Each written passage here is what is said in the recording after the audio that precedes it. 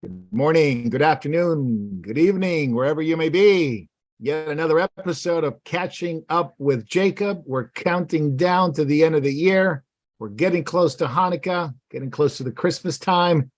And we have Jacob Prash, the best gift we can have. Right, Jacob? How you doing? Well, how am I doing? I'm so glad Jesus is coming. People can remember his first coming, and that's good. But I'm looking for his second. Amen. Amen.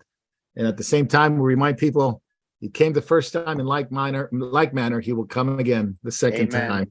Apart from sin, and this time he will bring salvation to those who await his return. And it has a lot to, the first, I think Jacob taught us at the very beginning, the first coming is like his second. That we learn about his first, we can learn about his second coming in a more clear way. So, Jacob, you're getting close to Hanukkah this weekend. Yes, begins Hanukkah. Yeah, what are you going to be doing? What's it like in the Prash family during Hanukkah season? Well, we always like the Hanukkah. I try to refrain from the sufganiyot, which are like festal jam donuts. I try to keep away from them, but that's the traditional food, along with kind of a nishes or latkes, potato, like a potato type pastry, made of potatoes. That's the savory dish. Sufganiyot is the sweet dish. But unfortunately, most Jewish people celebrate it the way Christians celebrate Christmas. They don't understand this from the book of Daniel and the prophecies of Daniel being fulfilled by the Maccabees.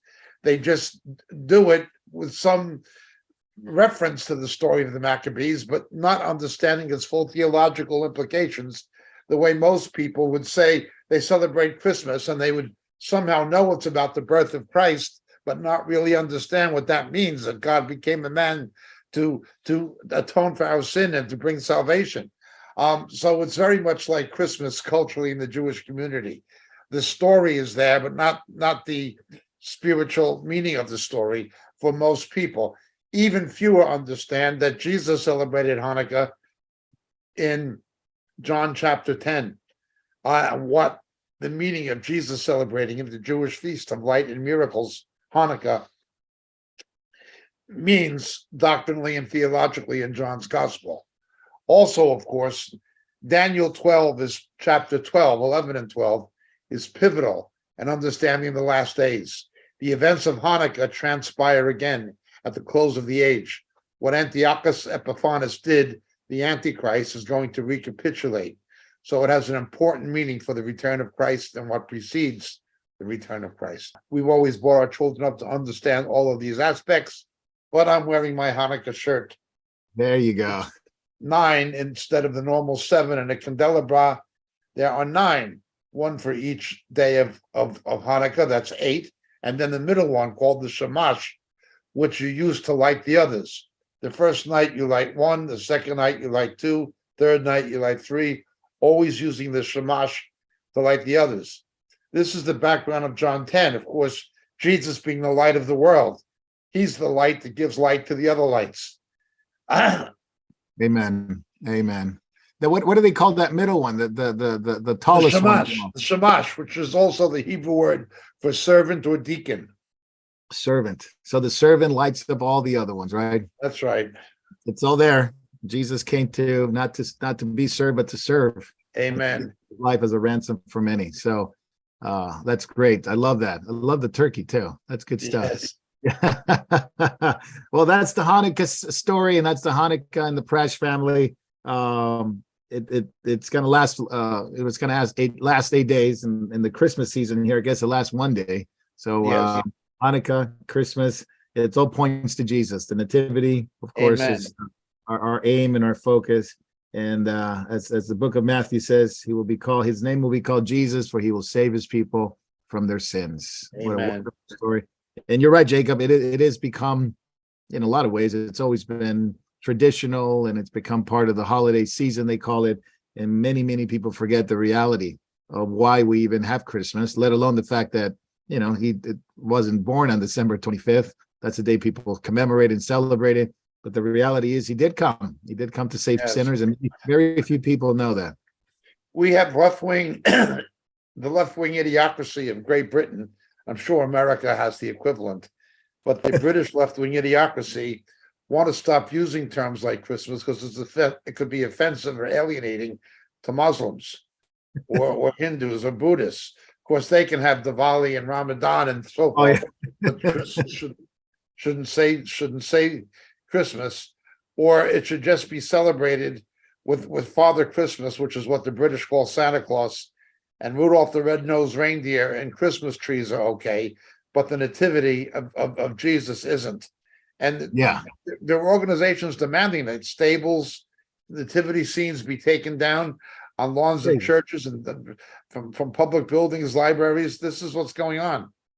Yeah. Of course, I'll never say anything about Ramadan or Diwali. Exactly. It's the same thing here. It's the same thing here, and I'm sure in other parts of the world where multiculturalism and interfaith and all those wonderful things they say that brings value to every society. You know, when it comes to that, of course, Christianity is the one thing that is not tolerated or brought That's into, right. and then brought into. So goes the world, Jacob. So goes the world.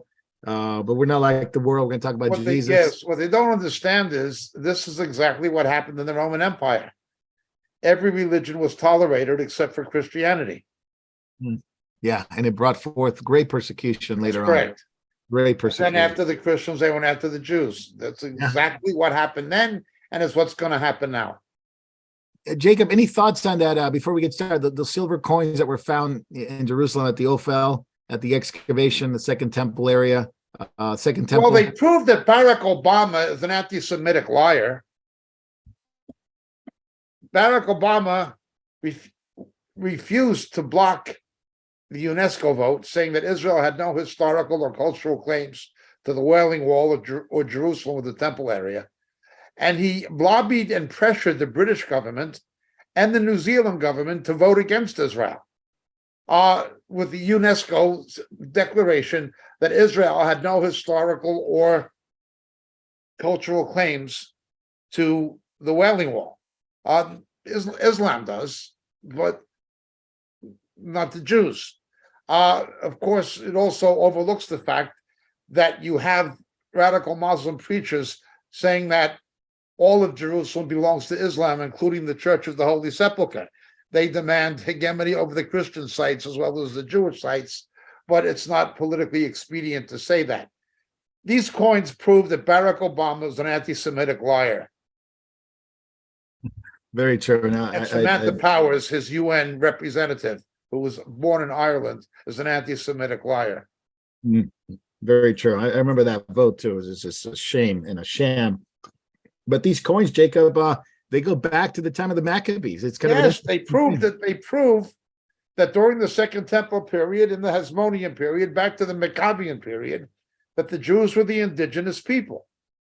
Crazy stuff. I mean, it's there. The Bible tells us it's there, but very, very few people like that read the Bible. That's correct. Interesting stuff. So at the time of Hanukkah, you got these proof. It's an amazing thing. Great excavation. They're very rare, I read. They're very rare. Not that many have been found, and they found these 15 of them. Yes, it is a major find. However, other coinage has been found before. Yeah, absolutely. Interesting stuff. All right, Jacob. We're on podcast. We're on YouTube. We're on Vimeo. We're on a lot of platforms like Rumble. We want to welcome everyone. We're on Facebook as well. We're on Telegram. We're also on RTN and more and more prominently, Moriel.tv. Moriel.tv.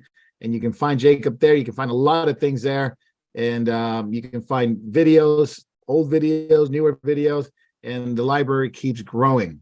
Podcast. I'd like to urge people to please watch us on Moriel.tv, MorielTV.org, or Rumble, or RTN, or one of the alternative platforms. The more people that don't watch us on YouTube, the better it is for them, and the better it is for us. YouTube obviously is no friend of Christians, no friend of any people who have Judeo-Christian moral or family values.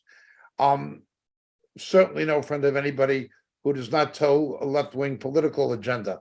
So we're on YouTube, but we're on enough other platforms that you have alternatives and choices to not have to go to YouTube. Please avail yourself of them. Very much a lot of choices. So we welcome all those who are watching and all the other platforms, including YouTube and Facebook. And at some point during this episode, we're going to ask people to jump over from YouTube and Facebook and Instagram and jump over to Rumble and Moriel.tv specifically, as well as Telegram and the other platforms, so that we will be able to broadcast backstage. We got a lot of good stuff on backstage today.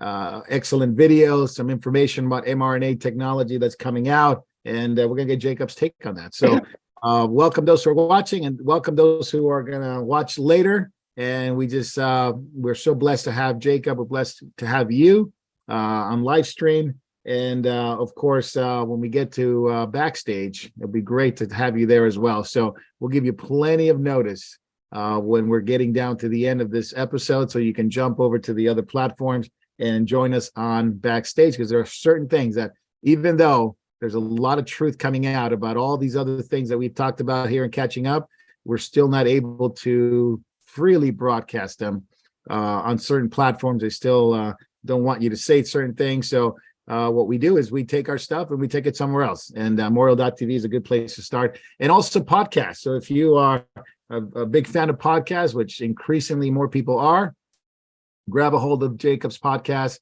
They're on Buzzsprouts, they're on iTunes, they're on Spotify, they're on many other platforms that you can find on Moriel.org.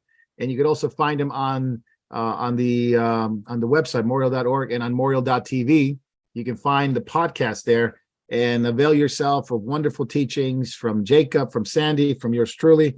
And as we add on more and more will come. So podcast is easy way to share, easy way to listen, easy way to be on the road, jogging, cooking, cleaning, wherever you're doing. Amen. It's an easy way to find some really good Bible studies. And increasingly more people are saying, where can we find good Bible studies, good churches and all that? Well, we can help in that field by offering some good Bible studies that people can be edified. All right, Jacob, enough with the pleasantries. Let's get on with catching up. Let's catch up. Jacob, Russians sending warnings, and I guess we're getting closer and closer to an inevitable confrontation. Although some people say it may not happen, I'm of the opinion that it could happen. Maybe not tomorrow, not yet, not a time soon, but eventually something has to give. And the confrontation seems to be surrounding Russia, U.S., Ukraine. And we'll touch on it for a few minutes. It's the Russia sending warnings to the U.S. about the usage of Patriot missile defense system given to the Ukraine. Now, this is a big problem for Russia, who's been attacking Ukraine. And now if the U.S. gives them this defense missile system, it could be a game changer. But on December 13th, the intentions of the U.S. to provide Patriot anti-missile defense system was announced. And of course, Russia didn't take it too well. And now the threat abides with the Russians over the U.S. over this specific situation. Any thoughts on that, Jacob? I mean, it's like we're inching closer every week. Well, Putin's strategy, in his frustration that things have not gone well, has been to retrench or make a strategic withdrawal of his troops to the east side of the Dnieper River and so forth. Wait for the ground to harden before he makes a new offensive. That is his basic plan. And in the meantime, he's trying to integrate these conscripts into the mainstream Russian army, get them properly trained for the advance. In the meanwhile, inflicting as much damage to the national infrastructure of the Ukraine as possible, making its civilian population suffer. This is exactly what he did with the Chechens, the Muslims, and ironically, the Chechen Muslims are supporting him in the Ukraine, even though he did the same thing to them. Some Chechens are not. And this is what he did in Syria, particularly Christian populations being arch victims, anybody who opposed Assad. He terrorizes the civilian population. That's his basic strategy. If you can't beat the soldiers on the battlefield, you murder the civilians. Hitler and Goebbels resorted to this, obviously, with the Blitz when they attacked London and when they leveled Coventry, England, and so forth. They got themselves into a situation where they began losing the war, so they began indiscriminately firing V2 missiles at London. Not at military targets, just shooting it at London. Go after the civilians, terrorize the civilians. This is the Nazi strategy, and it is very much a Putin strategy. Well, of course, it precedes Putin. Stalin did similar things, but this is the basic strategy. So while the Russians have had severe setbacks, as we've been saying, this has been a proxy war with NATO to a large degree. There are NATO, CIA, Western intelligence trained and equipped mercenaries doing a fair amount of the fighting in the Ukraine. A lot of the Ukrainian so-called special forces are American trained and armed, and also British sponsorship of the Ukrainian military. So the HIMARS systems, the Javelin missiles, and so forth, these are American ordnance that have inflicted considerable damage upon the Russian military. But it is not Russia against the Ukraine. Ukraine has been slaughtered by the Russians. The casualty figures of Ukrainians killed is astronomical. Probably as many Ukrainians, if you count the civilians, possibly even more Ukrainians, have been killed by Russia than Russia by Ukrainians. It is the NATO muscle and involvement by proxy that makes the difference. Now, of course, Ukraine is not a NATO country, so NATO troops cannot directly enter into the Ukraine. They're therefore using mercenaries and so forth. Yeah. This is what's happening. Putin's concurrent strategy is to attack the Ukrainian infrastructure. Moriel is sending more of these heater ovens. Yeah. You can cook on them and use them for household heating because there's no electricity, there's no gas cooking or heating. These things are decimated by Russian drone and artillery attacks and so forth. The Russian Air Force has not performed all that well. A lot of this is being done by drones supplied by Iran in large measure. So the Patriot missiles were an American invention, but they were improved after the first Gulf War in 1991. They were quite successful against Saddam Hussein's Scud missiles being fired at Saudi Arabia and being fired at Israel. They were quite successful, but they have been improved based on the combat experience of 1991. There have also been Israeli participation in the improvement of the Patriot system in joint research and development programs for the Israeli Arrow system and the Iron Dome. Okay, so a lot of the technology is Israeli or American-Israeli together. Okay, a lot of the Israeli technology is in part American, but America in turn borrows back some of that technology to improve its defenses against drone weapons. Okay, Iron Dome is the best example. Now, Ukraine's not going to get an Iron Dome system, but they will get Patriot missiles. Large-sized drones, pilotless planes, can be taken out quite effectively by Patriots.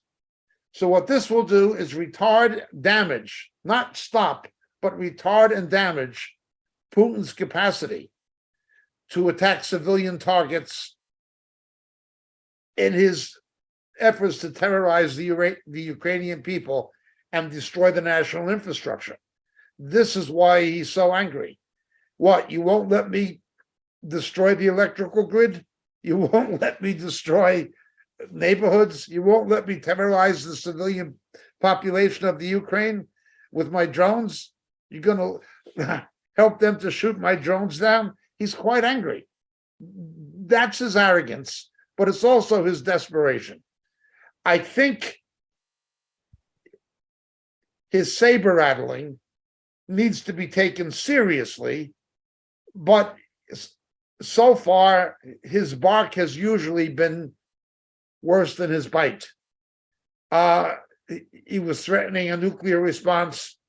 He was threatening a full-scale land invasion, which he actually attempted, but did not succeed in his attack on Kiev. He says these things, and he tries to play brinkmanship because he's a person who is strategically frustrated, but politically he's desperate. Now, again, Ukraine is not doing that well. Right. And Russia is not doing as badly as the mainstream media portrays. Right. But No. Russia's not doing well either. Nobody's doing well in this particular mess. Nobody. It's a horrible war.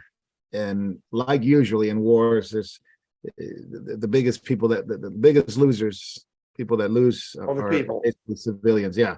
And it's hard to tell in the cloud of war, in the smoke of war, what exactly is happening. Yes. There's so much information and propaganda. Well, one propagandist that came out, and I want your take on this, Jacob, and I know how you feel about it, but I think for people to know is, the Pope has been a globalist. He's been talking Marxist stuff for a long time.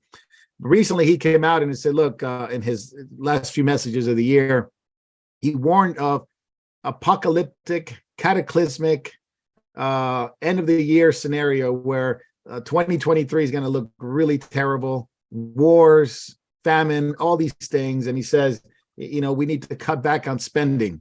We need to cut back on spending and materialism. But he says, send your money to Ukraine. Whatever you save, send the money to Ukraine. On the one hand, I wanted to ask you, obviously, people that are new to Moriel and are watching it, maybe you can explain a little bit more why we don't even take the Pope seriously on this. I know people are on about this and going like, well, the Holy Father has sent this, and so it must mean something. But let's shed some light into what Pope has said in the past and what he means by sending money to Ukraine and his globalist agenda, because he is just the same as any other globalist. Something has happened to the Roman Church, to the Vatican, and the Roman papacy. There have been low ebbs before historically, such as when Victor Emmanuel and Garibaldi overthrew the Papal States and established Italy as a democratic country. Don't forget, Italy fought for their independence from the Pope the way the Americans fought the British. But it was negotiated. And then the papacy gained greater ascending control in Italy under Mussolini.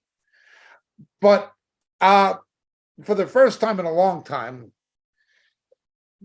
the papacy is discredited. It began with Pope Benedict, the predecessor of the present Pope, because of his protection of pedophiles. Systematically and systemically on a global scale, the global systematic protection of pedophiles at the expense of not protecting the children by the hierarchy of the Roman Church with the knowledge of the Pope.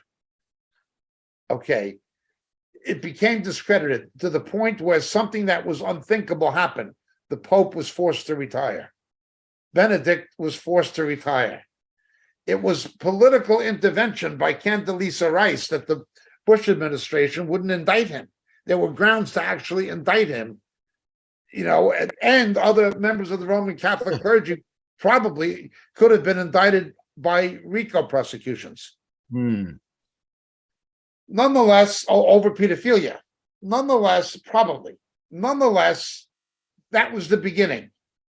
They needed a new pope to try to resuscitate the credibility and prestige of the papacy. And instead, they got this loser from Argentina, who also was soft on the issue of pedophilia, but who was a left-wing Jesuit. Yeah. Influenced undoubtedly by Bonino, Sobrino, and the left-wing so-called liberation theologians of the Roman Church in Latin America in the 1960s. Desmond Tutu being the Protestant equivalent. Okay. So they got this loser. So you have a loser followed by a loser. After the loser, they needed a winner. Now, by a winner, I don't mean a righteous man or a moral man. I simply mean somebody who can present himself as being that. Whether he is or not is something else. I don't believe there's such a thing as a moral pope. You know, the moral pope is like having a moral mob boss. It doesn't exist, you know. But somebody who can present himself as being that. Instead of getting somebody who can salvage the credibility of the papacy, they have somebody who's even damaged it further. Oh, yeah. So the Roman Catholic Church in countries like Austria and in Latin America and in Ireland and in Poland, it does not have the punch or the weight it once had. Yeah. Have you heard the Pope says this or the Pope said that? Among Catholic people, particularly among younger Catholic people, but not only younger ones. Who cares? Who cares what he said? Yeah. The Roman Church has become a brood of silly old people with a woefully blind eye to reality. In Ireland, one of the most Catholic countries in the world traditionally, it really is, or had been, the Roman Catholic Church did what it did everywhere. The Roman Catholic Church never did anything for Ireland except exploit its people, corrupt its government, and molest its children. That's what the Roman Catholic Church did for Ireland. And it did so under the New York City-born tutelage of Eamon de Valera, the first Taoiseach, the first prime minister, who then became president of Ireland. When the Pope had a headache, Ireland took a pill. When I was a kid, everything, the pedophilia, no newspaper would dare report it. No policeman would dare arrest a priest. People, that is gone. It's gone. The Moriel office for our branch in Ireland is in a place called Maynooth. Maynooth is where the Roman Catholic National Seminary is, and is the functional headquarters, along with Armagh is the more ceremonial, traditional headquarters, but Maynooth is the functional headquarters of the Roman Catholic Church in Ireland. When I was a kid, you'd see nuns and priests on the streets all over the place.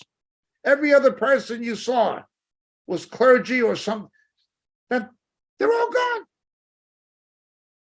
A nun is some old lady somewhere, you know, they're gone. It's over. They're not respected, they're not trusted, and they're not there. It's over. It doesn't matter even to Catholics what the Pope says. Now, I do believe the following. The only way the Roman Catholic Church can be revived in terms of its power and prestige will not be by any religious means per se, or any resuscitation of traditional Catholicism or anything like that. The false prophet of the Antichrist will play a role in reviving religious relevance of things like the Vatican, and will use supernatural counterfeit signs and wonders and so forth in order to empower the Antichrist. Right.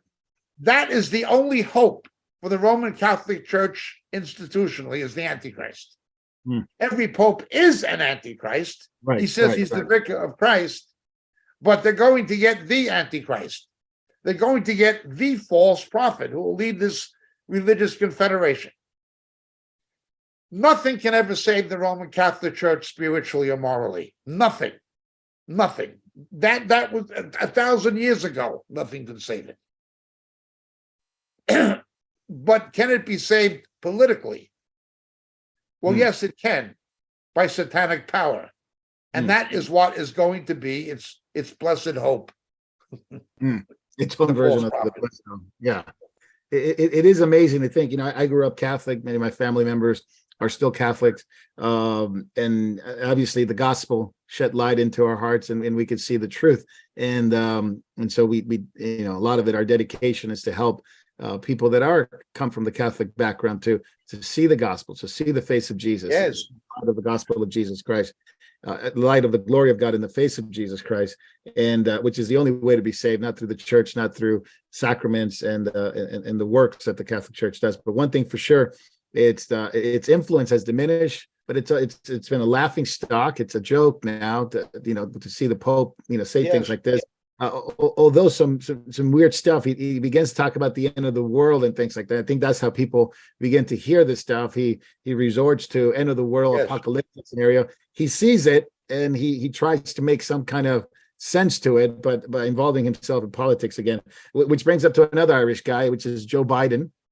Jacob, he signed the Respect of Marriage Act on the White House, and he immediately goes on a rant about opponents of child sex changes are racist, anti-Semitic, and homophobic. Really? Yeah, it's not the rights of parents who don't want their children indoctrinated with that stuff. The FBI puts them on a terrorist watch list. It's not their rights he's concerned with. It's the rights of people who are trying to push a homosexual agenda onto children, with the blessings of a backslidden, phony U.S. senator who claims to be a born-again Christian from the state of Wyoming. That woman, I have more respect for a prostitute on a street corner than I do for the so-called Christian senator from Wyoming who voted for that bill, forcing other states to accept same-sex marriage against the will of its majority voting population. What is her name? Senator Wiss. Yeah, Dave, if you can look that one up, that would be great. I forget her name. She is from Wyoming, and she even said that she agrees that her church is against homosexuality, and the church is against same-sex marriage, and she agrees with her church, but it says, but it comes to politics and society, it's a whole different thing. She says we have to be more willing to compromise at a social level, but which she had to eat her words. The way it looks is that a whore on a street corner on Sunset Boulevard has a better chance of getting through the pearly gates than she does. Yeah. Well, it was so hypocritical. It was so hypocritical of her, as well as the Mormon Romney, as well as the other. Well, what do you expect from Romney? Exactly. But some of these people claim to be conservative, even Christians like the senator, and it's destroyed. 12 of them, 12 Republicans. 12 yeah, and now Biden is coming out and says, look, whoever opposes this is transphobic. Well, not transphobic, sorry. It is anti-Semitic, homophobic, and racist. If you don't like your kids changing sex, then it says they're all connected. You're part of that. And yet his the very policies that has allowed people parents not even being involved in the decision making when a child goes to school. Yes. And they keep that. And even Sam Britton was he's been fired now for stealing women's luggage, but he was a federal official. He in the energy department, access to nuclear codes and all that stuff. He was involved in making the policy in schools. Yes. Parents, what they call them, unaffirming parents. So if parents just look at the photos of that guy, that bald-headed homosexual with the women's dresses that he probably got from the luggage he stole. He had access to nuclear secrets in the Biden White House. Amazing, isn't it? What we see happening is God giving the nation over to a depraved mind. There were people who'd actually vote for this. The media won't even speak against it or comment on it in any kind of critical or even objective way. That person is in the Biden White House formulating policy and having access to nuclear secrets. He's been arrested, of course, twice for stealing luggage in airports. He had White House ID. Yeah, it's crazy. It's unbelievable that he This is did. what Biden is. Let alone his policies that allows transgender to be part of his federal government. We'll talk about that in a moment because And he says, if you speak against this, you're some kind of a phobic fascist. yeah, Now they're using the term drag phobia. That if you yeah, think this is unnatural or wrong, even though the New Testament says it is, there's something wrong with you. I know. Now he had we'll talk about this one at the end on backstage, but during the Respect of Marriage Act, he brought drag queens into at the signing of the Marriage Act, and he had them at the White House. Yes. And this particular one is very interesting. We'll talk about it at the end because we can't talk about it here. And the Biden administration encourages it, encourage drag queen shows and sex changes for kids. It is just unbelievable. They encourage it for children and they bring it into the White House. Yeah, This is Joe Obama. this is exactly right. This is exactly right. And yet they claim to be some kind of moral higher ground. I remember before I was a Christian, there was a film that shocked people that anybody could make such a film. It was made by that very peculiar filmmaker from Baltimore. He was sort of like Baltimore's version of Andy Warhol. And he made this film called Pink Flamingos. And it was so shocking that anybody could be so perverse and unnatural and disgusting. This film shocked people. I didn't see it at the time, but I've seen clips of it on documentaries. And now it is mainstream. Mainstream and the White House. Promoted by the White House, exactly right. Promoted by the President of the United States, Pink Flamingo, Miss Divine. Yeah. I think the director's name was John Waters or something like that. Okay. Yeah, I'm not too familiar with that one, but it was unbelievable. Yeah, you probably were still in Latin America at the time. Now they of course want to do a couple of things aside from destroying kids' lives. They literally want to, number one, destroy Trump. They literally brought in a new bill barring him from running regarding the 14th Amendment, the insurrection provision. They're trying to keep him from running. They're introducing his new bill. And of course, the Twitter files have exposed him completely. His administration working, the agencies, secret agencies, the information, what is it, FBI, CIA? Yes, the intelligence community, the deep state. state. With the technology companies, and none of the media covers it. Absolutely none of the media covers it. You know, why are people like John Brenner and Clapper not under indictment? Yeah. Oh, yeah, absolutely. And John Brenner has actually been outspoken about it lately, saying, people shouldn't go on Twitter anymore because it's telling lies. And I like to bring John Brennan to before a trial and put him before Congress and have him answer a few questions. But nonetheless, the Twitter files have exposed this. We're going to talk about the Twitter files a little bit later because there's going to be a third dump of information that's coming. So that's going to be unique to that because it's exposing a lot of things, including Fauci and all that stuff. So Musk is doing, I guess, what Musk said he was going to do. He was going to expose all this, and now the Twitter files are out, and the U.S. government is involved. But guess who's also trying to threaten him to sanctions is the EU. EU, yes. The EU does not want him to say anything. Yes. Jacob, are these governments, the U.S. government, the agencies, the EU, they don't want him to say anything because of the implications? First of all, they're globalists. They're anti-free speech. They're anti-First Amendment. And if there is somebody who will allow the freedom of information, freedom of expression, freedom of opinion, they want to be Pravda and Izvestia. They want to control what the people can hear. They want to be able to simply report the news as they want people to hear it and ignore things they don't want people to hear. They want the media to be the way ABC, CBS, NBC, CNN, MSNBC, BBC, and other such garbage already are. They want to do that universally. They want to do it what Facebook is and what YouTube is. And if there's anything dissident, they hate it.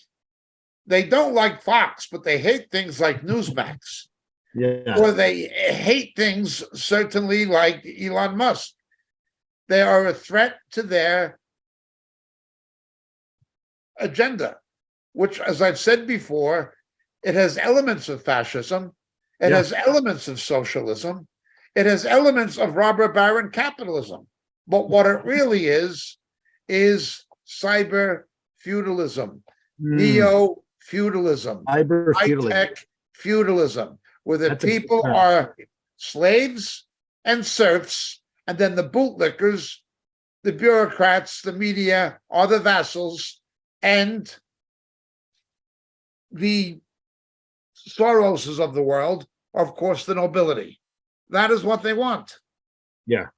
What did you call it, Jacob? Feudalism? What is it? Techno feudalism? What did you call it? Cyber feudalism, techno feudalism. Yes. Yeah. Mark it down. I think Jacob coined a term here. Mark it down. I don't know. Techno feudalism. I haven't heard anybody say that, but that's absolutely right. I haven't either, but that's how I would describe it. Techno feudalism. NBC, CBS, CNN, MSNBC, ABC has spent just 14 minutes at all, total combined regarding these Twitter files, even though there's been 2 information dumps. The biggest story I think in my lifetime is the fact that now there's no questioning that the government is after free speech, colluding with tech companies to destroy. And if you talk about kids being transgenderism and sex changes and all that, they'll ban you, they'll censor you, right? If you are like BitChute, let's talk about BitChute for a moment. This is one of our platforms.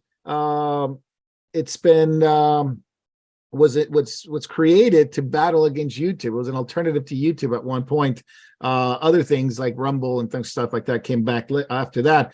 But the creator of BitChute, one of the founding members, his bank account has been frozen by HSBC for 2 years. They've been holding funds from the founder of BitChute, so they don't want BitChute to continue. They don't want BitChute to thrive under this monopoly that they created. And BitChute has been a great platform to communicate lots of truth, things that you couldn't promote on YouTube. Now they went against them, and they probably go against other platforms later. The techno feudalists see government as their personal political police force. Government sees mainstream media and Silicon Valley as their propaganda machine. There's a hand-in-glove relationship that's commutative, works both ways. If you are not part of that system, either on a political level or a financial media level, you're a threat to the techno feudalists. Yeah, the establishment. Yeah, the techno establishment that they have. Techno feudalism. Yeah, let's call it that. Absolutely. Yeah. Now, in reality, Jacob, with working with the banks now, they can literally freeze your account immediately. Well, Trudeau pioneered that in Canada, didn't he? Yeah, he did. The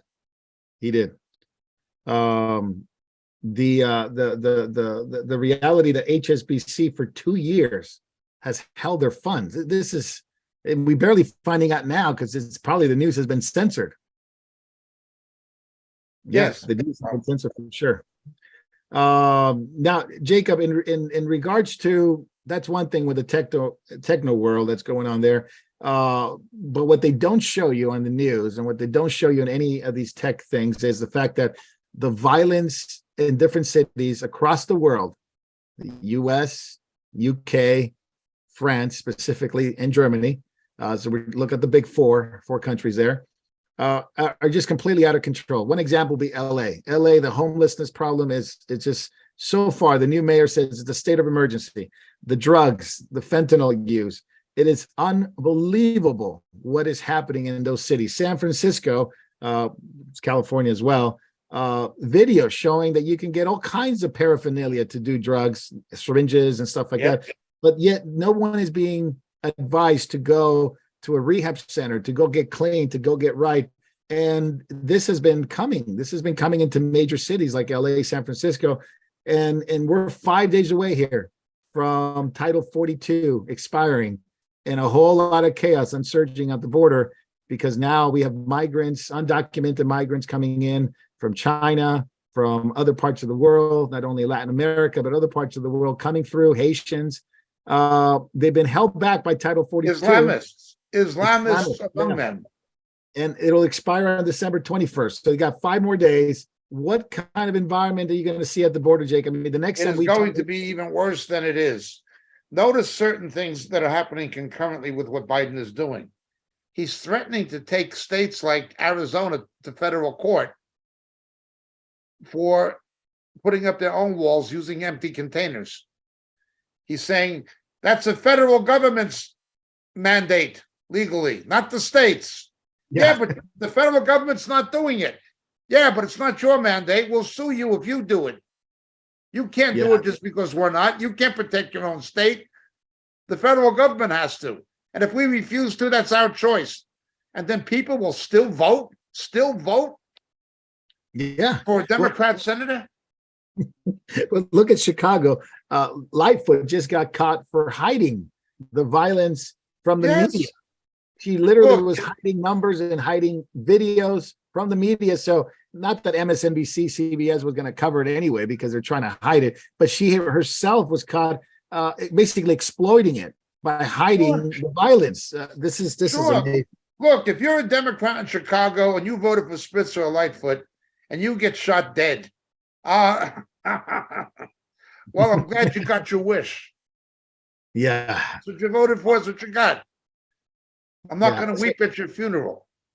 So you got Islamists, you got drug cartels, you got Chinese fentanyl coming through. You got, under the administration of the Biden administration, they gave you free crack pipes, the promotion of violence and drugs. It's not only that, but he's now saying that illegal immigrants, American taxpayers, have to fund their health care. You're going to have people climbing that wall, entering the country illegally for free health care that you're going to have to pay for. Yeah, it's just unreal. I mean, and it's now, if you're a Democrat and you wind up hungry, I have no problem with that, because that's what you voted for. Yeah. But the rest of the people in more conservative states shouldn't have to go hungry. Only you should have to go hungry, because that's what you chose.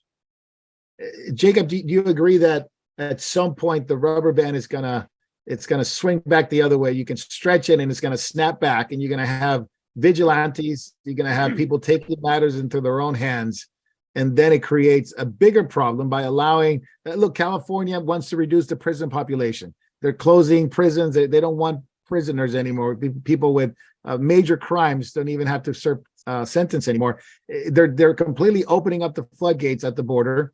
At some point, there's just a citizen will have to protect itself. Not that the Democrats are trying to do everything they can not to do that, to keep them from doing that. So is there just is a powder keg ready to explode here? Here is the danger. Look at what happened in Weimar, Germany, during the Depression in Germany, when Germany was under the Versailles Treaty, during the Depression in the 1920s, 1930s.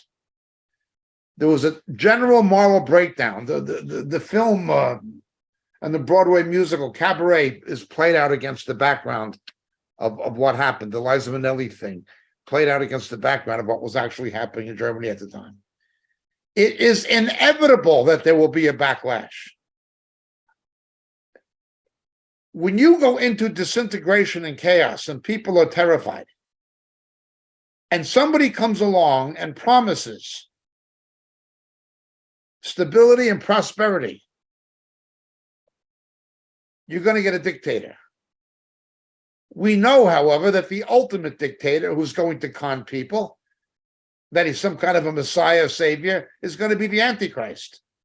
supported by the false prophet, who's also an antichrist. It's going to be religious, political, and economic. And it is coming. That is what is taking place. With the fact that, along with the fact that they're trying to trample on freedom of speech, freedom to self-defense, and things like that. Yes. You have things in the UK, Jacob, just jumping over the Atlantic here. And we heard from Nigel Farage. He says he was wrong because he said it was going to be it was going to be like 300 hotels are going to be used for housing illegal boat migrants. It's close to 500 now. Yeah, he says he apologized. He was underestimating. He said it's over 400 for sure, close to 500. 4- and 5-star hotels at a tune of £7 million per day. £7 million under a worthless prime minister, a Hindu, who misrepresents himself as a conservative. Yeah. He is the British equivalent of an establishment Republican. He's the British equivalent of a Romney or a McCain or a Murkowski or a Collins. That's what he is. Wow. And he's a Hindu. He's a worshiper of other gods. Yeah. This is the Tory party. What would happen if it was a Labor government? Oh, yeah, I can imagine. Yeah. It is out of control. Out of control.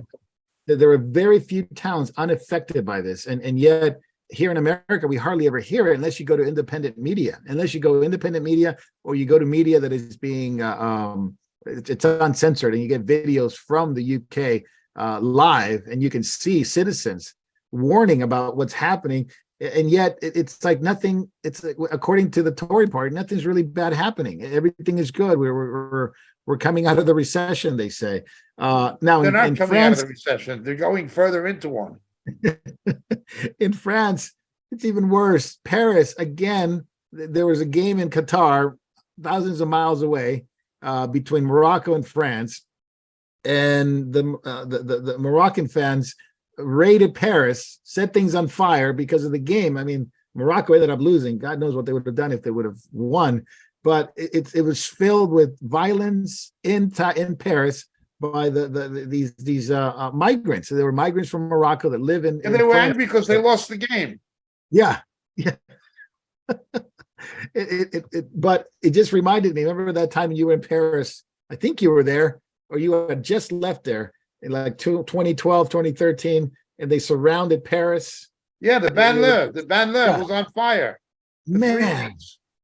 For 3 weeks, yeah, and it's gotten worse because Macron's policy has gotten even more lenient toward allowing migrants from other countries to come in. You know, thank God you have a conservative in Italy. She's a wonderful woman, but they're calling her a Mussolini. Yeah. You know, if you don't have a conservative who's going to stop this nonsense, you are going to get a Mussolini. A real Mussolini. Yeah. A 666 Mussolini is what's coming to Europe. Wow. Now in Germany, there was rape, and unfortunately it's become a normal thing. And there was recently a young girl that was killed by a migrant from Eritrea, a Muslim from Eritrea. There was a 14-year-old girl that was gang rape. By Afghanistan. Yeah. And this man is now being protected by police because they say, well, we don't want people to retaliate against this man because of because of the other man who killed that other girl. Now this girl was gang raped. Now police is protecting a rapist. Yep. Because people have had enough. And this is in Germany. They'll protect everybody except their own citizens. Yeah.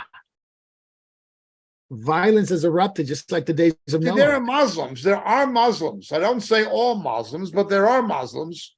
And even many of the ones who say they don't agree with it really do, but who think it's okay to do that to an infidel woman.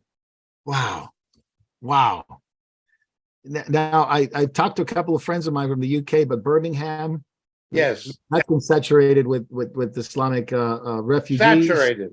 Yeah. What's the other place? Birmingham, up in Bradford, and where was that place? Manchester. Manchester, but where that Nottingham, was it Nottingham? Nottingham, yes. Yeah, the place where they basically were running a sex. Oh no, that was in Rotherham. Rotterdam. Thank you. Rotherham, Thank you. near Sheffield. Yes, that's the one. It was years ago, but it never And the stopped. police covered it up because they didn't They want to offend the Islamic community. So English girls are being pimped off. Underage English girls are being pimped off. The local labor government knew about it. And the police hands were tied from doing anything about it because they didn't want to offend the Islamic community. This is Britain. Look, these things are God's judgment. Yeah. It's Absolutely. God's judgment on Britain. It's God's judgment on America. Now, another thing Rishi Sunak is really trying to push, Jacob, and this is I'm going to go to Jeremy Hunt here. He's the new exchequer. That was Rishi Sunak's former position under Bojo. But here's Jeremy Hunt, who wants to introduce, backed by the Prime Minister, what they call Edinburgh reforms. Edinburgh reforms. I have no idea what they call an Edinburgh reforms. Maybe you can shed light on that if you know. But the UK, backed by the Bank of England, was preparing to introduce a digital pound. Yes. Essentially trackable digital currency, spyware, trackable surveillance, and of course, this is a big thing that they want to introduce because they say it's going to make our economy better. So what they're basically trying to do is it's going to be a better spending. You're going to control spending, they say. They're going to control spending, and they're going to bring a better balance to the economy. Now, better spending, is it because they could just print more money? They don't have to print it anymore. They could just add a few zeros. Not only that, but they want to tell people what people can do with their money. Yeah. So the social credit score is coming right behind that. Yes. And in surveillance, because obviously they'll know everything that you're buying. And we are coming to techno-feudalism. Mm-hmm. There's a reason. There's a reason Harari is a professor of medieval history. Interesting. Because medieval Europe was feudalism. Yeah. There's a reason you see the rise of Islamic influence, and they're not wanting to offend Saudi Arabia in these things. Yeah. Because Saudi Arabia has feudalism. It is basically feudalism. You're absolutely right. The development of smart cities, which is something the Saudis have been developing for some time now. Now they got the new project, NEOM. It's coming. But they're warning. Obviously, some people are warning about the UK preparing for this because it's going to be the first of its kind in Europe, the digital currency. I mean, considering England, it's not the EU, but it's in the continent, basically an island of the continent. Complete with smart cities developing later on. You could see the marriage of digital currency like this and smart cities. Yes. What about the carbon border tariff that the EU is imposing now? The European Union's to decarbonize Europe. It's now going to tariff on carbon dioxide emissions on goods from countries considered climate abusers. So if you are considered a climate that would have to be China. I don't think China's going to be on their list, but that would have to be China, followed by India.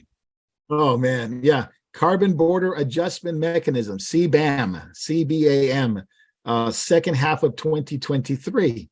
Now, Jacob, you and I have talked about man-made climate change for a while. And recently, you talked about Buttigieg and John Kerry and their green hypocrisy. But the reality is that even Biden here in America is supporting this green agenda by making deals with Zaire, the Democratic Republic of the Congo, which is not democratic and it's not a republic. It's just the Congo. Famous for child slave under Mobutu, and it's even more corrupt now. They have child slave labor in cobalt mining. Most of these mines are owned by China. China does not care about mine safety. It does not care about radiation exposure. It doesn't care how many black children die. China just doesn't care. Apparently, either does Joe Obama. No, it doesn't. And the reminder too, the green climate change agenda that they have, it's all built on the fact that you're going to have lithium, cobalt, all these energy sources, right, as well as solar, but especially cobalt. And that's being, people just think that cobalt, you can just get it at Target or Walmart or in these shopping centers. And no, it comes from mines, and especially in Zaire and Congo, and it's mined by children who every year die by an Every year. astronomical number. China's mines are not, they don't care about children, but these are black children who supposedly the Democratic Party cares for. China doesn't care about its own children too much less does it care about black ones.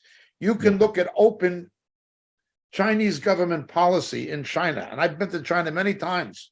Restaurants that are yellow and white only, no Africans. It actually says no blacks. Wow. They say that blacks are the carriers of HIV and of COVID. Man, White only, just like Jim Crow South. Yeah. They are the plantation owners of Africa. Yeah. And these kids are the slaves. But nobody says anything. Obama says won't say anything about it. Oh. You see, you have to understand something. Let's look at Iran. The way there's something of a attempted uprising in Iran now, that happened during the first administration of Obama. He said and did nothing. No. Women's rights abuses. They were hanging homosexuals in the streets from cranes, literally hanging them and letting them hang there. Okay? Every kind of human rights abuse is imaginable and supporting terror. And Obama said nothing. He'll only talk about women's rights and homosexual rights in the United States. He doesn't care about women's rights or homosexual rights. Well, it's the same. These people don't care about the things they say they care about. They are only instruments of political manipulation of stupid, naive, undiscerning people. Yeah.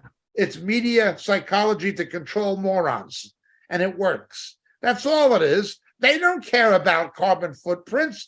These people are flying on executive jets. John carries something like 600 tons from his private jet in the last 3 years. Yeah. John Kerry, the Clintons have their private, all of them. And the Hollywood set, Leonardo DiCaprio, they all have their private jets, the funders of the Democratic Party. It is feudalism. Yeah. Feudalism. The nobility do what they want. Everybody else is a serf or a slave. So the kids digging in the mine in Africa for the cobalt, in the Congo, they're the slaves. Yeah. Okay. Working people in the United States and Europe, they're the serfs. Okay. The political bureaucrat class and the media, the Don Lemons of this world, and the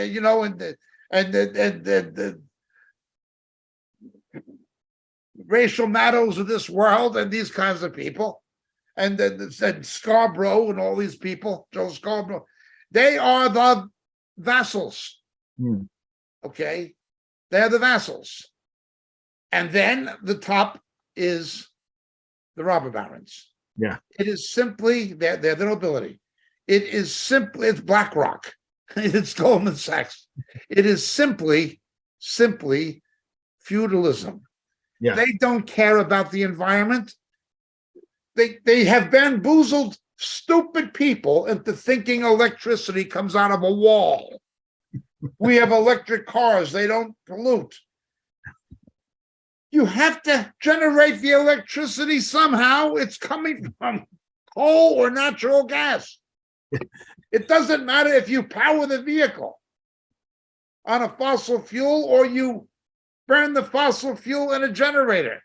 The electricity does not come from a wall. Stupid people think it does.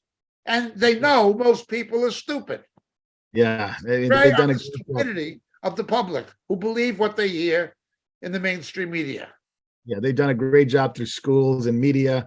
Absolutely. And I recently saw just a picture, it was a random picture of a guy with the Tesla. The guy with the Tesla. People love those cars, I guess. They have this Tesla, and he couldn't find a charging station because they don't have enough here in California. So he's charging it with the generator, which he used diesel generator to charge his electric car. And he thought he never got the point. He just didn't understand that, that he was doing great for the environment. Well, guys like Al Sharpton on MSNBC who tells you the biggest problem in the world is carbon. This is, has no business being on TV, let alone a pulpit. Yeah, that man cannot even speak in coherent sentences, in grammatically correct sentences. In fact, he's from that school of thought that says diction with good grammar is racist. Yeah, you're right. You're right. Now, Jacob, we see the attack on children. I want you to get your take on this. Noted transhumanist and World Economic Forum member and speaker, Yuval Noah Harari, his new venture, children's books, believe it or not. We looked at a picture of the book earlier. It's called Unstoppable Us. It's geared for children. Volume 1 has come out. There's 3 more, so a total of 4. Basically talking about how humans took over the world and men are dangerous. This is Klaus Schwab's main man. Okay, so he speaks at World Economic Forum events. He speaks all over the world. He speaks at tech companies and places like that. What is he doing writing children's books? I mean, my suspicion. He's a homosexual. Okay, he's a homosexual. Okay, he's politically left wing in Israel, but he's a homosexual. Okay, and he's not a scientist or anything of that nature. He's a professor of medieval history. In other words, he's an expert on feudalism. He's an academic expert on feudalism, which explains most of the question. Explains the premise of what he is. He's an academic expert on feudalism. Yeah. So that's why he's the ideologue of the World Economic Forum and of Schwab. Okay, that's the basis. What he is saying is something that we and others, and I was not the first one, but I was among the first, but I was not the first, that said the reason that Darwinism will decrease is because they will think with biogenetic engineering we can replace Darwinism and determine genetic outcome by human design. Okay, so what he's basically saying is it's the end of the Darwinistic worldview, which was anti-God. Now we're going to go into the deification of man. We shall be God. It's no longer evolution that controls, but us. So therefore, God was already obsolete the concept of God was already obsolete in the Darwinian age. But now we are post-Darwinist. God is only a fantasy, a ridiculous notion. And this must be communicated to children at as early age as possible. And of course, the teachers' unions and the school systems will accommodate it. Don't forget, in the United States, which spends more money on education per child than any other major economy in the world, reading and math skills are and particularly science skills, are at a 40-year all-time low. Only 23% of American school teachers, only 23%, are from the top third of their class, compared to countries like Singapore and Finland. Finland, yeah. Okay. Good teachers, particularly in STEM fields, are underpaid. The others, well, when you pay peanuts, only monkeys apply for the job. Good teachers are underpaid. Bad teachers should be working in fast food joints. Do you want fries with this? Because that is their level of intelligence. Yeah. But the unions only represent the bad teachers, not the good ones. And the teachers' unions are in diametric opposition to the interests of the children and the national economy long term. Yeah. It's about indoctrination. It's not about education. And the unions are political campaign funds for the Democratic Party. Only 23% of teachers are from the top third of their class. You're paying some ridiculous imbecile to teach things like gender studies.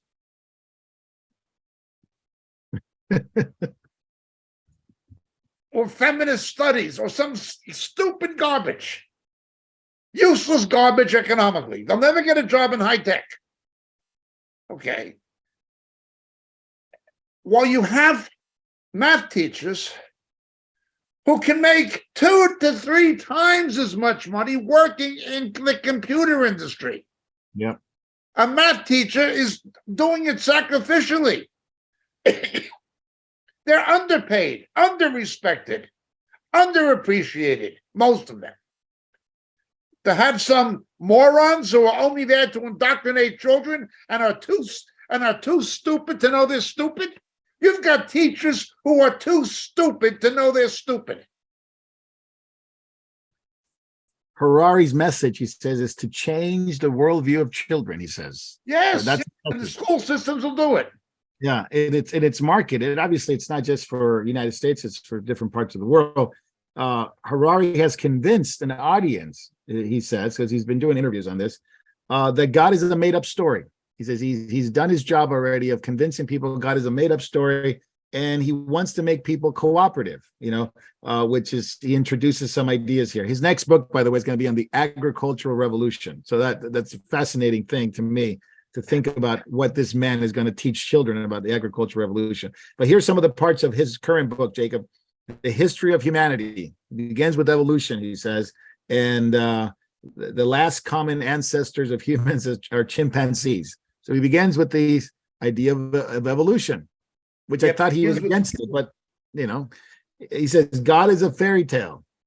The third subject is on marriage. Now, what can he tell kids about marriage? He himself is in a homosexual relationship. Yes.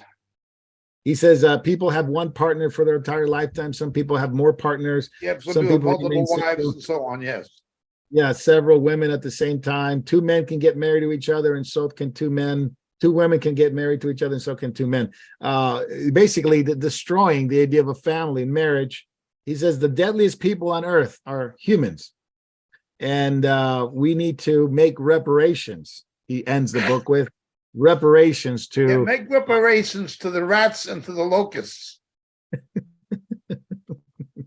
Yeah, reparations. And of course, this feeds into his agenda about the useless eaters and the World Economic Forum taking control of the world and the economy of the world and make you eat bugs and things like that. It goes hand in hand. It's geared to children. They grabbed 3,000 farms in Holland. Now they want to teach children why it should happen. Yeah, it's unbelievable. I mean, the effects of the World Economic Forum just laser pointing at kids through this man. Children's book. I couldn't believe it when I first read it. I'm telling you, there's a reason they chose a professor of medieval history as the ideologue. He understands feudalism. How to get people in that system and make them think that they're actually doing a good thing. Jacob, let's finish off this part of the catching up with what's going on in Israel. I don't think Netanyahu has formed his coalition yet. No, he's still negotiating because the religious parties, he knows, will have to be kept under some kind of restraint. Yeah. And obviously, they're making the political blackmail demands that religious parties have always made. Yeah. And but he wants to push a peace deal. One of his agendas is with Saudis, to transform the Middle East, he says. Now, kind of walk me through that, Jacob. What would be his thoughts on that? And because of Biden, Israel is becoming uncomfortably closer to China, not strategically, but it realizes certain economic realities that affect it. Secondly, because they know they can't trust the United States anymore since Obama and Biden. They could under Trump, it was different. Now you got another problem. The United States is not exactly calm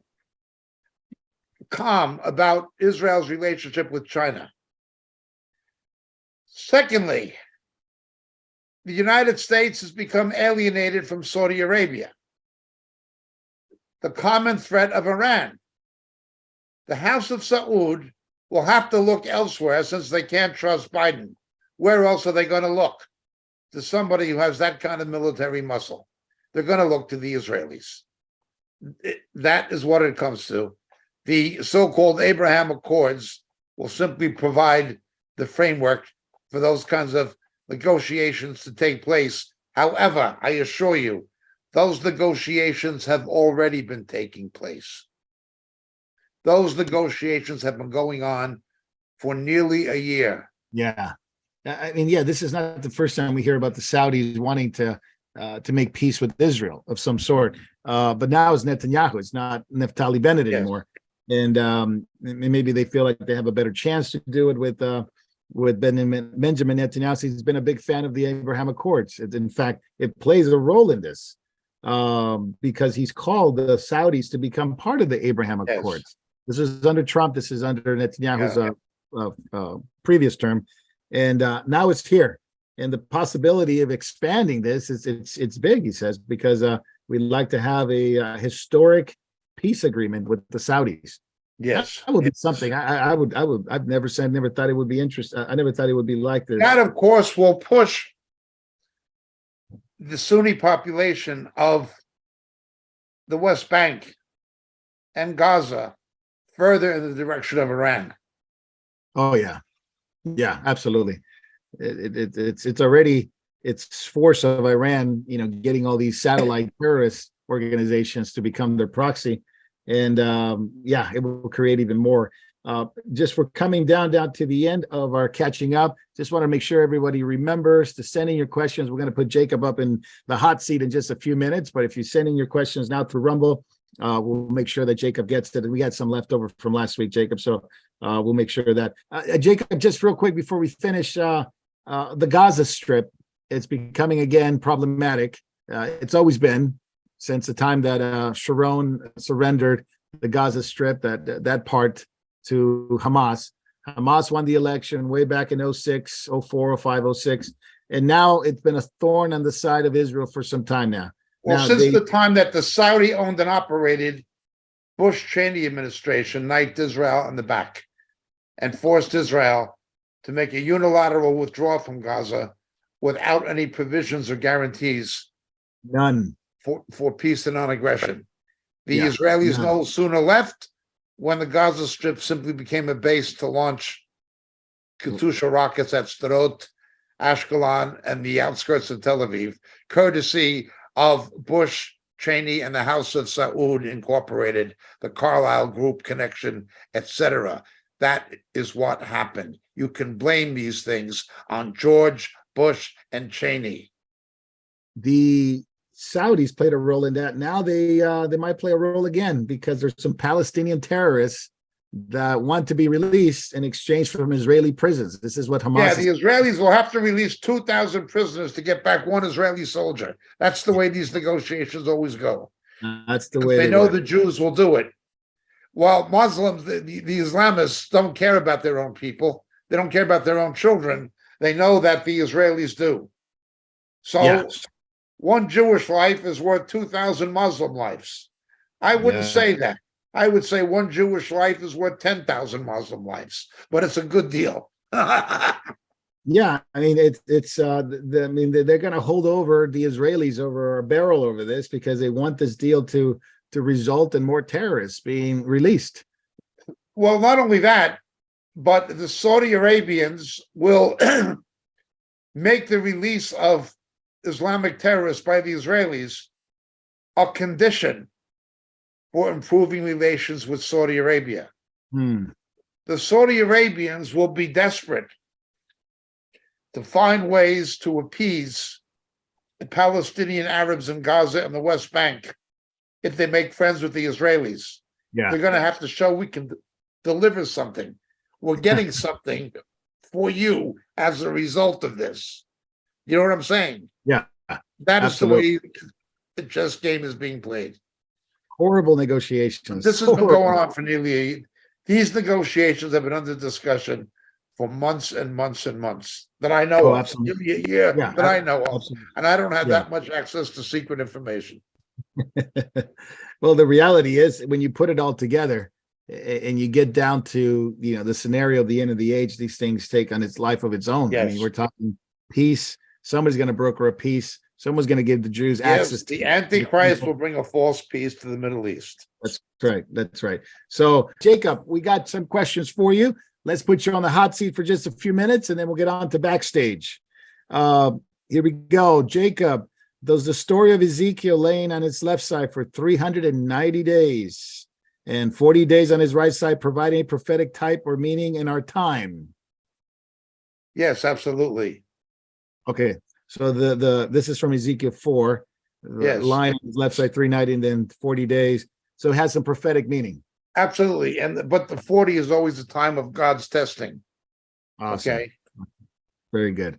Do you have a study that you talked about this a little bit more in depth? We've mentioned it. We've never done one specifically on Ezekiel 4, but we have made reference to the lying on the side on various Bible studies over the years. Very good. All right. Jacob, what now? The BRICS, what now? The BRICS has dropped the dollar as a standard. We owe China an unbelievable amount of money. Will the U.S. default on their loans? In the long term, nobody knows about the default bubble. Don't forget, China is defaulting on its internal loans already. It's defaulting on its own loans. Yes. Domestically to its own people. It's a much bigger question than the question as phrased. Yeah, bigger than that. It is also true that China technically owes the United States over $3 trillion. Yeah. But nobody talks about that politically, but the debentures are still there. They're held by a company in Tennessee in escrow. Why not pay back $3 trillion of the Chinese debt with what they owe us? I would. Donald Trump probably would have. The debt game is a game. The debt game is a game. It is a game. As long as you hold America's debt, you're going to want your money back. So therefore, in the way the game is played, it in part restrains China from damaging the USA economically for fear that there will be a default. Yeah. China does not want to destroy the US economically. What China wants to do to the United States is what China did to Japan. But of course, that was before China's own crisis came to the forefront. Is that a simple answer? That's a good answer. Good answer. Jacob, believers sold their belongings in the book of Acts. Can you expand on how this foreshadow plays out again, maybe in the very near future? Okay, well, certainly the principle shows that believers, when led of the Holy Spirit, must be willing to divest themselves of this world's goods for the purposes of advancing or preserving the kingdom of God. Okay, that is true. However, let's look at the following considerations with regard to that particular passage. One, if Jesus Christ told you that your hometown was going to be utterly destroyed and you were going to have to flee it, would you put your house on the market? Immediately. Okay. Two, someone that says they sold their lands and so forth. Okay. Yeah. Two, God put an end to that with the martyrdom of Stephen. The church spread, taking the gospel with it. It was a temporary provision in the initial phase of church growth. God put an end to it. The believers went away, taking their goods, what they had with them, and spreading the gospel as they went back into the diaspora. 3, in Thessalonians, Paul warns about parasites, those who will simply look for a free ride on the back of the church. Yeah. It was not to be a welfare state. There are misguided people, sometimes maybe even corrupt people, but certainly misguided ones, who believe that taking this passage out of context and out of context provides a theological basis for Christian support of socialism. Yep, I've People heard have that tried before. to misuse that passage that way. Yeah. But they're not looking at the context or the co-text. Same old game. But the principle that everything we have belongs to the Lord, and we need to share with the brethren, with persecuted Christians and things like that, that principle remains in place for all Christians at all times. But it is Amen. not designed to convey any kind of paradigm or template for Christian socialism. Absolutely. I've heard this from people that try to bring socialist ideas or Marxist idea into the Christian faith, and they said, well, look, Christianity has a version of socialism, which is a quote from the book of Acts, and sharing things, and they all held things together. So good answer, Jacob. Jacob, it says hello and thank you both for all that you do. Well, thank you for listening. My question is as if the world is falling apart, how does it say that they will be eating and drinking, marrying and giving in marriage? So with the world falling apart, how does it work out that other people will be drinking, eating and giving in marriage? Okay, remember, the Antichrist will counterfeit the millennial reign of Jesus. He will initially create the illusionary or delusionary stability that people long for. And it will seem that things are getting back to some kind of normal or some kind of relative affluence. The world will disintegrate economically and politically and socially, creating a crisis that people will turn to the Antichrist because they've rejected Christ. He will attempt to counterfeit the millennial reign of Jesus in order to ingratiate himself with people who will believe him apart from the faithful church, whom he will persecute bitterly. Okay? During that period, Jesus will come. Once that happens and the faithful church is removed, the Antichrist will turn against the Jews and any remaining believers. That is the most straightforward explanation of your question, which is a valid question. Very good. Very good. Jacob, the transition, can you explain the transition into the fourth kingdom of Daniel 7, also the image of Daniel 2 that we're currently experiencing, watching it fill the earth, and also if there's other scriptures as well as part of the Lord's, as the Lord's kingdom. I don't understand the last part, but I guess the question is the transition into the fourth kingdom of Daniel 7, also the image of Daniel 2 that we are currently experiencing. Okay. I believe, some disagree, but I do believe that there is some correlation between the 4 beasts and the 4 sections of the statue. Okay. Right. The clearest picture of the image of the beast in Revelation 13 is undoubtedly Daniel chapter 2. We got the play on 6s and so forth, okay? Yeah. It's the clearest. Iron does not stick to clay, Daniel says.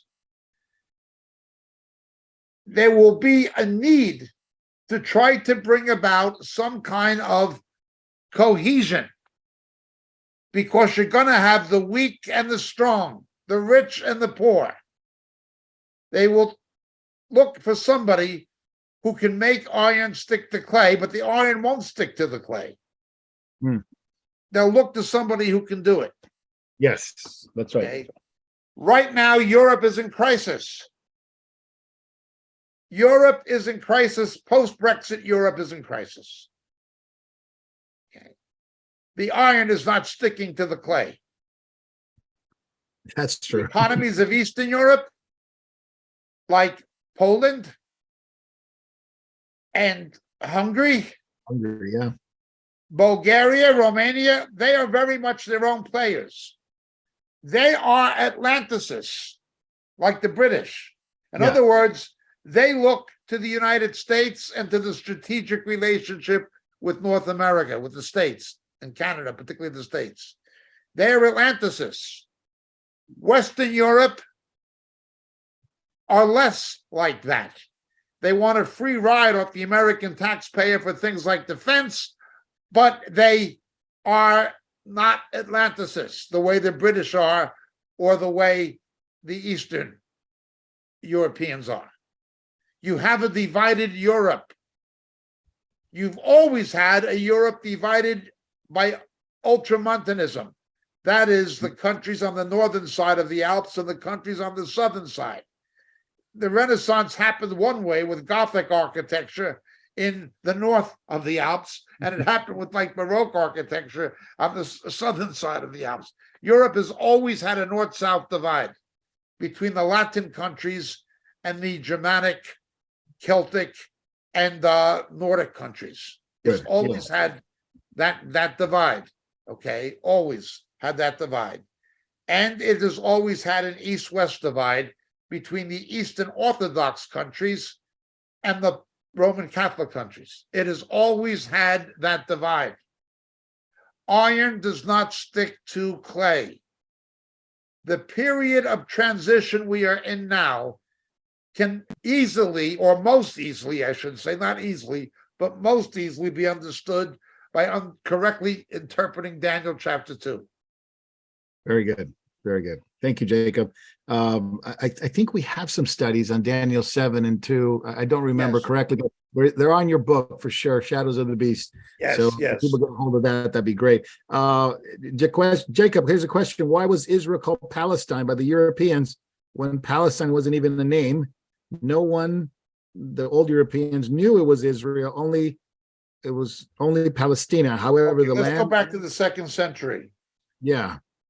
After the Second Jewish Revolt, not 70 AD, but the one with Bar Kokhba, we're talking 120 to 132 AD or CE, during the time of the Emperor Hadrian and what followed. After the Jews revolted against Rome the second time under Bar Kokhba, punitively, the Romans changed the name of the land to the name of Israel's ancient enemies, the Philistines, Philistia.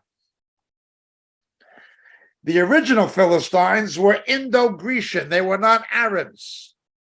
They were from Crete. Okay? They were from the Greek Aegean. Okay? They were not Arab people. An ethnic Palestinian has not existed in at least 2,500 to 3,000 years, nearly, okay? These are just people who live in the land that the Romans renamed Philistine. In Hebrew, Philistin. Arabic, similar, Philistin. Latin, Palestine. The only thing Palestine means is Philistine. Only the Arabs of the Gaza and the West Bank are not ethnic Philistines, much like Euro-Americans, Afro-Americans, and Asian Americans and Hispanic Americans are not indigenous Americans. Apaches are, Navajo are, Comanches are, but European, Black, Hispanic, Asian Americans are not ethnic Americans. So too the Arabs are not ethnic Palestinians. They just live in this land that the Romans renamed in the 2nd century. That is how it happened. I've lost the sound. Oh, we'll move on to the next question. Let me finish the question too before you get started. So, Jacob, what are your thoughts on Yanuka Rav Shlomo Yehuda being claimed as the Messiah of Israel? I guess he's the newest claim. Okay, because the 24/7 vigil in Queens, New York, at the grave of Menachem Schneerson has thus far proved disappointing because he didn't get out of his grave. They have to get another false Messiah. Yeah. Even though some of the more extreme Lubavitch will still believe he's the Messiah. Well, let's go back. Acts chapter 5, Yehuda of Galilee, or Simon Bar Kokhba, or Jacob Frank, or Shabbatai Tzvi, in more modern terms, Menachem Schneerson. He is just the next false Messiah in a long dynasty of false messiahs. When you reject the true Messiah, you're going to get a false one. Absolutely. Jacob, we look at things from a biblical perspective. Do you have any suggestions on how to approach a non-believer who may see the same things but do not have a biblical perspective? Yes. First of all, realize when you're talking about them, you're not talking about the events themselves. You're using the events apologetically for purposes of evangelism.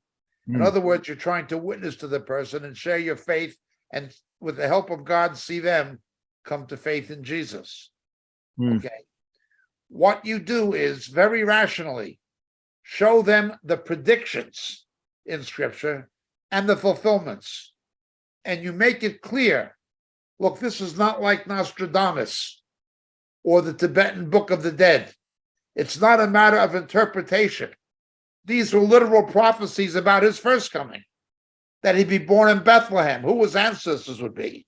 His friend would betray him for a price. The price the friend would betray him for. They'd gamble for his clothes. We know these things were written before the time of Jesus. We can prove with archaeology that the Hebrew scriptures were written before he was born. And he fulfilled all of those things. Even his enemies admitted he rose from the dead. So, just as it was there for his first coming, now let's look at the predictions of his second coming. After 2,000 years being scattered, the Jews would come back to Israel. After 2,000 years of rejecting Jesus as the Messiah, Jews are beginning to believe in him again in conspicuous numbers.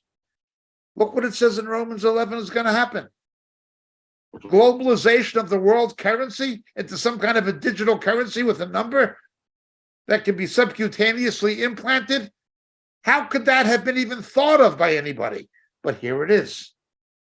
Show them very rationally and literally the fulfillment of prophecy concerning his first coming and say, now it's happening with his second. Use the prophecies evangelistically. Absolutely. It's always been to the point where we lead with the events, but get back to because the events won't save them. The events is the fact that they see it. It's a plus. Jacob, here's an interesting question. I know you like Groucho Marx. He says he watched an interview with them and he said that NASA were anti-Semitic. Is that credible? No, Groucho Marx very rarely said serious things in interviews, unless he was talking about his family and his relationship with his brothers and his childhood. Unless he was talking about his family, and those occasions were few and far between. In his interviews, they were always punctuated and peppered with humor. So if he said something like that, it was part of a joke, or he was setting people up for a joke. Gotcha.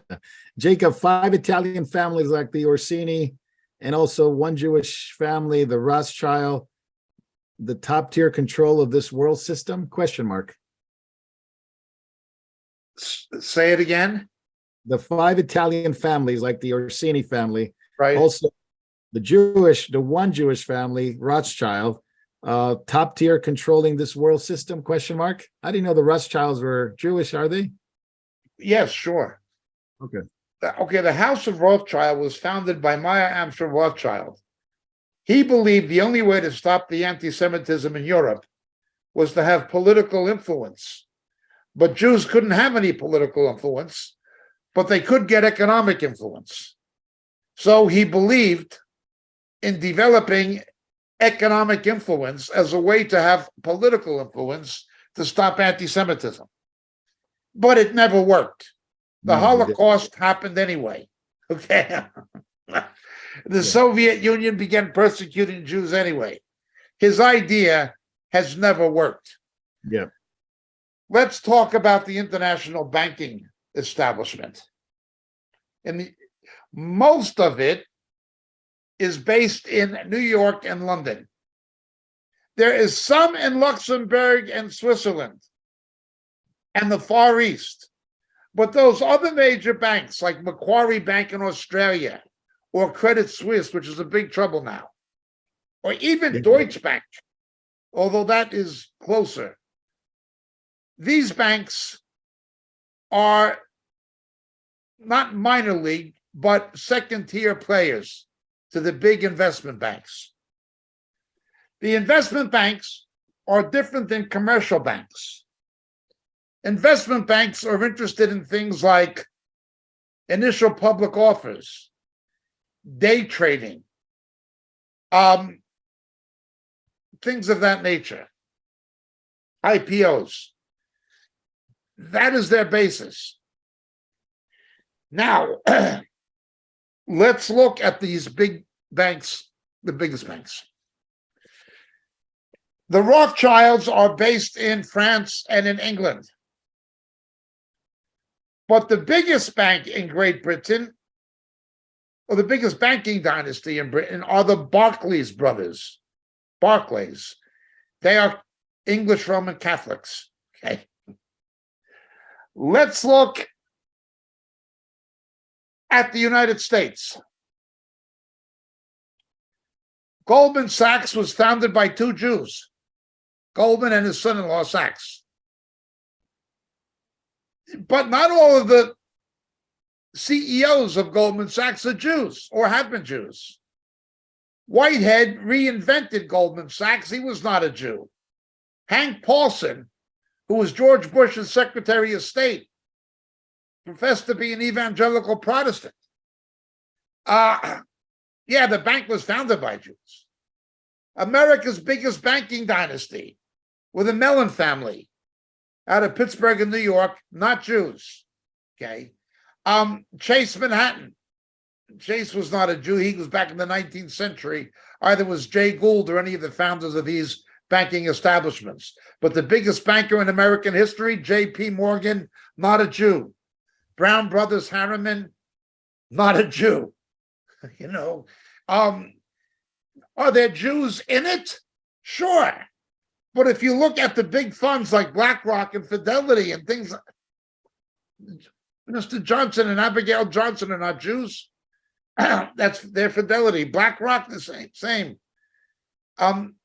David Rockefeller, not a Jew, was chairman of Chase Manhattan. And Donald Risk was chairman of Citicorp, not a Jew.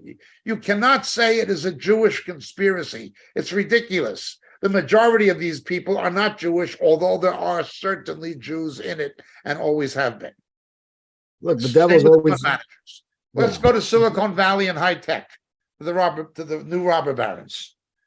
Okay, is Bezos a Jew? No. Is Bill Gates a Jew? No. Is Warren Buffett a Jew who invests a lot in high tech? Well, no. Is the founder of Apple, Job, a Jew? No. Is his successor, Tim Cook, a Jew? No. Darcy, the Twitter guy? Jack Dorsey. Dorsey, yeah, is a Jew? No. None of them are Jewish. Now you've got Jews in it. You've got Larry Page, who's half Jewish, and you've got obviously our notorious friend from Facebook, Zuckerberg. Zucky. You've got Jews in it, But to say it's a Jewish enterprise is ridiculous. Or the same as Hollywood. Disproportionate amount of Jewish talent and influence, yeah. And it's done well for America. The founder of Hollywood was Cecil B. DeMille. He was not a Jew. The biggest in financial terms, producer in financial terms in Hollywood was what's his name? The Star Wars guy that he was bought out by Disney, but Lucas. Yeah, Lucas. Lucas, George Lucas. He's not a Jew. Who's the biggest conglomerate in Hollywood? They own almost everything. Disney. Is Walt Disney a Jew? No. Be careful of people saying this. Yeah, there's a lot of Jews in Hollywood. But it doesn't mean they're bad. And it doesn't mean they're all left wing or whatever. You've got like people like Jerry Bruckheimer and not Vice guy, what's his name? The Ocean's 11 guy, the really big producer. His son is a Jewish believer. I know him. A friend of Dave Hunt. Not Bruckheimer is a conservative leaning Republican. But the other one is begins with a W. Weinstein, not Weinstein. Harvey Weinstein was Democrat. Yeah. Weingrad. What's his name? The Weingrad? No, the other. Weintraub. Weintraub. Okay. Weintraub. Again, a Republican.